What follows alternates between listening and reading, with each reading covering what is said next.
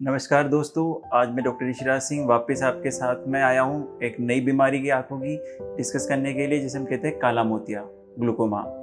जैसे कि आप नाम से ही समझ रहे हो कि काला मोतिया मतलब काला मतलब डेंजरस।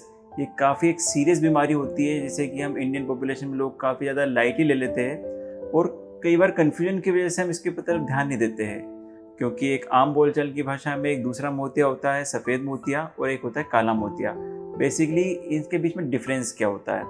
देखिए, सफ़ेद मोतिया एक्चुअल में क्या होता है, हमारी आँख के अंदर तीन चीज़ें मेन होती है। एक पुतली होती है, फिर लेंस होता है और पर्दा होता है, जिससे एक नस हमारे ब्रेन को जारी होती है, जो कि ये बताती है कि मेरे सामने क्या चल रहा है या मैं क्या किस चीज़ को देख पा रहा हूँ। सफ़ेद मोती के अंदर जो हमारा लेंस, जो कि जनरली ट्रांसपेरेंट होता है, वो ट्रांसपेरेंट होकर के वाइट हो जाता है, क्लाउडी हो जाता है, जिससे जितनी भी जो रेज आ रही है बाहर से, जो पर्दे पे जो एक इमेज बना रही होती है, वो नहीं जा पाती है वहाँ तक और उसकी वजह से हमको नहीं दिखाई दे पाता है।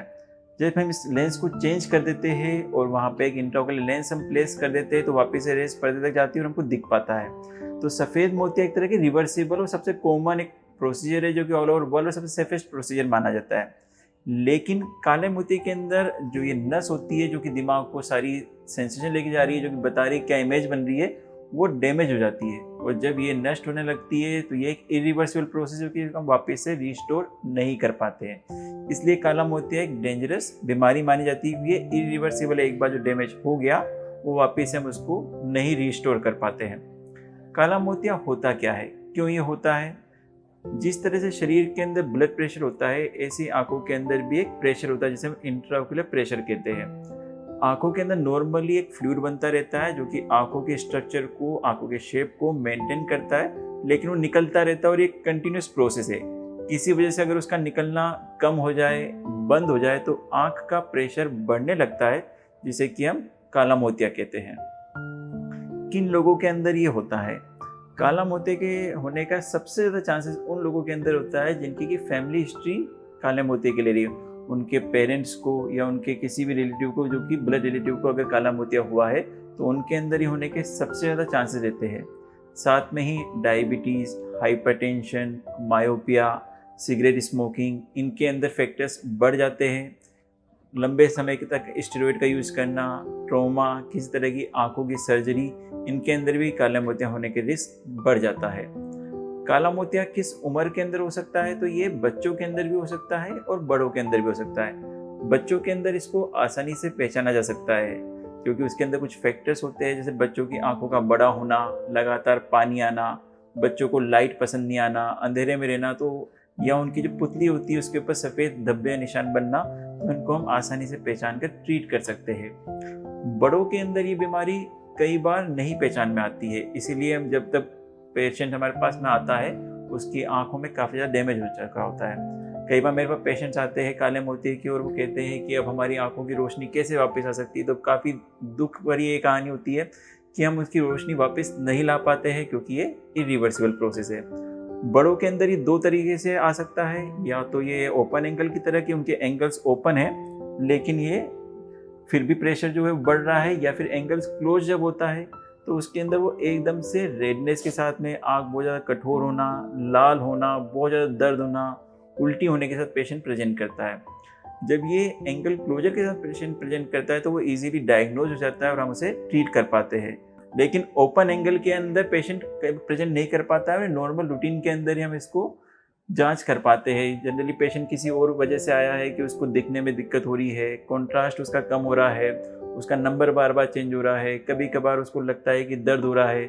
इस तरह की प्रॉब्लम के साथ जब पेशेंट यहाँ पे आता है और हम उसको जब चेकअप करते हैं, तब मालूम पड़ता है कि उसका प्रेशर बढ़ा हुआ है और उसकी ऑप्टिक नर्व डैमेज हो चुकी है, जिसे हम ओपन एंगल ग्लूकोमा कहते हैं। और यही ज़्यादा नुकसानदायक होता है, क्योंकि इसमें पेशेंट को पता नहीं लगता है और जब तक पेशेंट डॉक्टर के पास में जाता है, तब तक उसकी निगाह काफ़ी कम हो चुकी होती है, जो कि वापस से रिकवर भी हम नहीं कर पाते हैं। तो इसके साथ हम ऐसे पेशेंट को डायग्नोज कैसे कर पाते हैं? क्या क्या इसमें डायग्नोस्टिक टेस्ट होते हैं जिनके लिए हम काले मोतिया में हम देख सकते हैं? मेन इसमें रहता है, तीन चीज़ें सबसे इम्पोर्टेंट रहती है। एक रहता है इंट्राओकुलर प्रेशर का मेजरमेंट, जो कि हम एप्लानेशन टोनोमेट्री के साथ में करते हैं। दूसरा रहता है ऑप्टिक नर्व फॉर्म, जो कि हम एग्जामिन करते हैं। और तीसरा रहता है पेरीमेट्री, कि अगर ये एक तरह का टेस्ट होता है जो कि स्पेशली ग्लूकोमा के लिए किया जाता है, जिसमें कि हम देखते हैं कि उसकी ऑप्टिक नर्व कितनी डैमेज हो चुकी है। इसके साथ में ही हम गोनियोस्कोपी करते हैं, एंगल की स्ट्रक्चर देखते हैं, ज़रूरत पड़ने पर ओसीटी या डायगोनल वेरिएशन टेस्ट भी किया जाता है। ये सारे टेस्ट ग्लूकोमा के कंफर्म डायग्नोसिस के लिए ज़रूरी होते हैं, क्योंकि किसी किसी कंडीशंस में इंट्राओकुलर प्रेशर नॉर्मल भी हो सकता है, स्पेशली कार्डियक पेशेंट्स के अंदर या हाइपरटेंसिव पेशेंट्स के अंदर, और फिर भी उनका डैमेज उनके ऑप्टिक नर्व के अंदर हो रहा होता है, तो वो पेरीमेट्री के ऊपर ही हम देख सकते हैं। इसको ट्रीट करने के लिए जो सबसे इम्पोर्टेंट फैक्टर रहता है वो रहता है आई ड्रॉप्स का यूज़ करना। कि जब भी आपके डॉक्टर्स परामर्श देते हैं कि इंट्राओकुलर प्रेशर को कितना चाहिए, उसको कितना मेंटेन रखना है, उसके हिसाब से आई ड्रॉप्स आपकी सिस्टमिक कंडीशंस, आपके आंखों के इंट्राओकुलर प्रेशर के ऊपर प्रिस्क्राइब की जाती है, जो कि ज़रूरत पड़ने पर लाइफ लॉन्ग भी चलानी पड़ती है।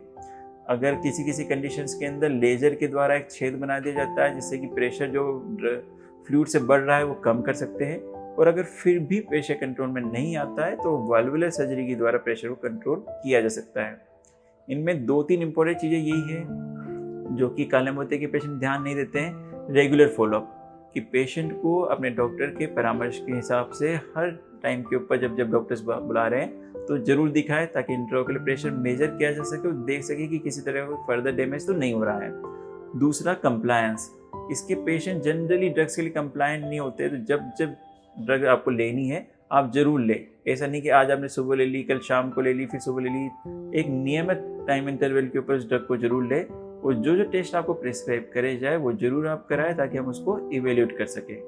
साथ ही मैं सभी को ये बताना भी चाहूँगा कि डॉक्टर ऋषिया इंस्टीट्यूट हरियाणा सरकार के पैनल पर भी आ चुका है, तो जितने भी हरियाणा सरकार के कर्मचारी हैं, उनके परिवारजन हैं, उनको अब यहाँ पर आंखों से रिलेटेड सभी समस्याओं का रिम्बर्समेंट अवेलेबल है। Thank you.